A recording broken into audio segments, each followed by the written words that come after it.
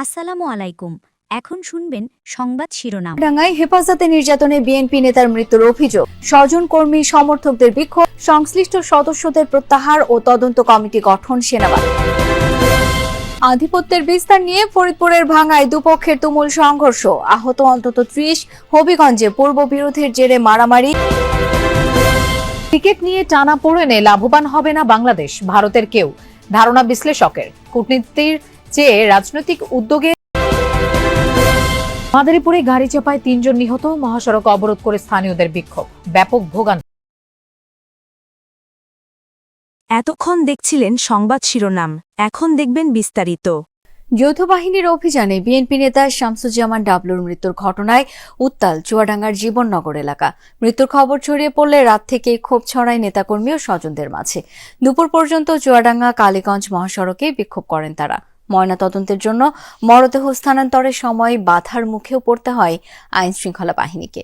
এটিকে অনাকাঙ্ক্ষিত ঘটনা উল্লেখ করে বিবৃতি দিয়েছে আইএসপিআর। জানানো হয়েছে, চুয়াডাঙ্গা আর্মি ক্যাম্পের কমান্ডার সহ অভিযানে অংশ নেওয়া সকল সদস্যকে সেনানিবাসে প্রত্যাহার করা হয়েছে। গঠন করা হয়েছে উচ্চপদস্থ তদন্ত কমিটি। যৌথ বাহিনীর অভিযানে আটক চুয়াডাঙ্গার জীবননগর পৌর বিএনপির সাধারণ সম্পাদক শামসুজ্জামান ডাবলুর মৃত্যুর খবরে ক্ষোভ ছড়ায় স্বজন ও নেতাকর্মীদের মাঝে। উপজেলা স্বাস্থ্য কমপ্লেক্সের সামনে বিক্ষোভ করেন তারা। বিক্ষোভকারীরা জানায়, সোমবার রাত 11টার দিকে ডাবলুকে নিজ ফার্মেসি থেকে আটক করে যৌথ বাহিনী। দোকানের পেছনেই ডাবলুর কার্যালয়, সেখানে নিয়েই তাকে জিজ্ঞাসাবাদ করা হয়। স্বজন ও নেতাকর্মীদের অভিযোগ, হেফাজতে থাকা অবস্থায় নির্যাতনের কারণে মারা গেছেন ডাবলু।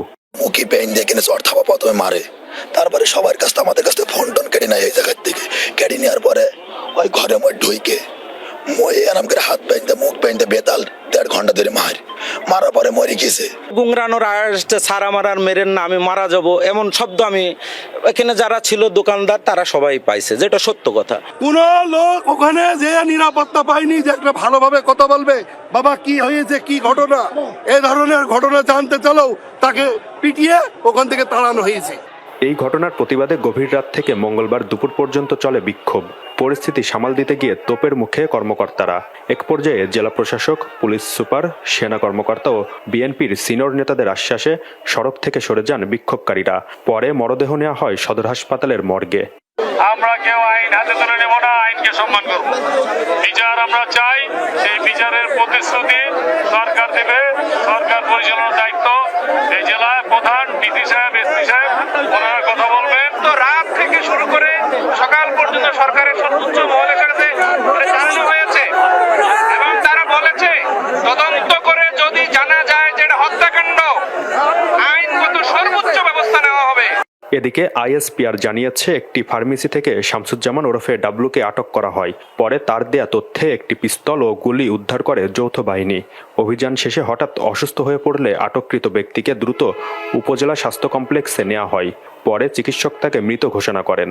ঘটনাটিকে অনাকাঙ্ক্ষিত ও দুঃখজনক উল্লেখ করে আইএসপিআর আরও জানায়, এরই মধ্যে ক্যাম্প কমান্ডার ও অভিযানে অংশ নেওয়া সেনা সদস্যদের সেনানিবাসে প্রত্যাহার ও তদন্তের জন্য একটি উচ্চপদস্থ তদন্ত কমিটি গঠন করা হয়েছে। জিসান আহমেদ, যমুনা নিউজ, চুয়াডাঙ্গা। ফরিদপুরের ভাঙ্গায় আধিপত্য বিস্তার ও জমি নিয়ে বিরোধের জেরে দুপক্ষের মধ্যে সংঘর্ষ হয়েছে। এতে আহত হয়েছেন অন্তত ৩০ জন। ভোর থেকে ৪ ঘণ্টা ধরে চলে সংঘর্ষ। এ সময় আশপাশের এলাকাতেও আতঙ্ক ছড়ায়। পরে পুলিশ গিয়ে পরিস্থিতি নিয়ন্ত্রণে আনে। সংঘর্ষের পর এলাকার পরিস্থিতি থমথমে। ফরিদপুরের ভাঙ্গার তুজারপুর ইউনিয়নের সরইবাড়ি গ্রামে গত দুদিন ধরেই দুপক্ষের মধ্যে উত্তেজনা চলছিল। মঙ্গলবার দিনের আলো ফোটার আগেই দেশীয় অস্ত্র নিয়ে মুখোমুখি অবস্থান নেয় তারা। এক পর্যায়ে বাধে তুমুল সংঘর্ষ। খবর পেয়ে ঘটনাস্থলে পৌঁছায় পুলিশের একটি দল, তবে থামানো যায়নি সংঘর্ষ। ভোর ৬টা থেকে শুরু হওয়া টেটাবল্লমের যুদ্ধ চলে সকাল ১০টা পর্যন্ত। অতিরিক্ত পুলিশ ঘটনাস্থলে গিয়ে পরিস্থিতি নিয়ন্ত্রণে আনে। পুলিশ ও স্থানীয়রা জানায়, এলাকায় আধিপত্য বিস্তার আর জমি নিয়ে গ্রামের হাবিবুর রহমান তালুকদার ও কবির খান গ্রুপের মধ্যে বিরোধ দীর্ঘদিনের। দুদিন আগে একজনকে মারধরের জের ধরে প্রতিপক্ষের বাড়িঘরে ভাঙচুর, লুটপাট চালানো হয়। এরই জের ধরে বাধে সংঘর্ষ।